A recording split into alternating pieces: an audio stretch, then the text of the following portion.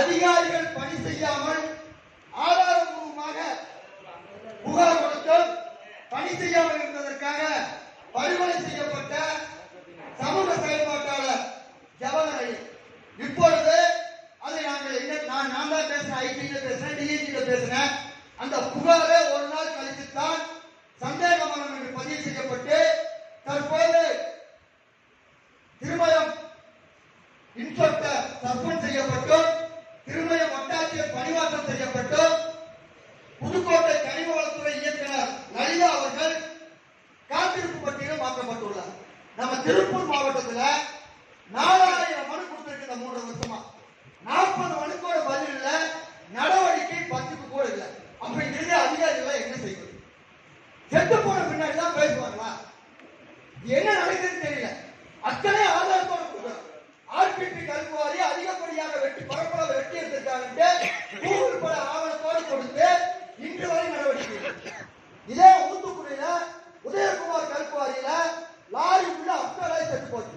Inspector கவியா ஒரு நாள் கழிச்சு ரோட்ல விபத்துகள் பதிவு பண்ணாங்க. 2022 தொடர்ந்து கோரிக்கை கேட்கிறோம். இன்னைக்கு வரைக்கும் நடவடிக்கை இல்லை. அதே மாதிரி பல்வேறு குவாரிகள்ல சட்டவிரோத வெடிமருந்துகள் கொண்டு பயன்படுத்தப்பட்டிருக்குது. அதன் மீது தேசிய புலனாய்வு முகாமின் மீது நடவடிக்கை எடுக்கும் சொல்லுகிறார். கோடைபாளையத்தில் மட்டும் ராமகிருஷ்ண கல்குவாரி மட்டும் 880 டன்னு சட்டவிரோதமாக கொடுத்திருக்காங்க. நாடோடி ஏரி வந்த கல்குவாரியில 300 கோடி ரூபாய் மதிப்புல சட்டவிரோதமாக கல்லெடுத்து எடுத்திருக்காங்க. எல்லாத்துக்கும் நாங்க நேரம் வாங்கினாலும் எதற்கு நடவடிக்கை இல்லை. தயவு செய்து இங்க பலரும் படுகொலையாளருக்கு முன்னாடி பாதுகாத்து கொடுங்க. சமூக செயல்பாட்டாளர்களுக்கு மாவட்ட ஆட்சித்தலைவர் துப்பாக்கி வழங்குவதற்கு உத்தரவிட்ட துப்பாக்கி கொடுங்க. நீங்க செய்ய வேண்டியதை நாங்க செய்யறோம். ஆனா பாதுகாப்பு கிடையாது. நடவடிக்கை எப்படி வாழ்றது? அண்ணா சாதனை இருக்கா? எங்களை போல நடராஜன் வழக்கு பதிவு பண்றதுக்கு 3 மாசம் 26/8/2 2024 வழக்கு பதிவு பண்ணிட்டாங்க. 150 நாள் ஆயிடுச்சு. இன்னைக்கு வரைக்கும் என்ன நடவடிக்கை? இந்த காவல்துறை வந்து இருக்குதா?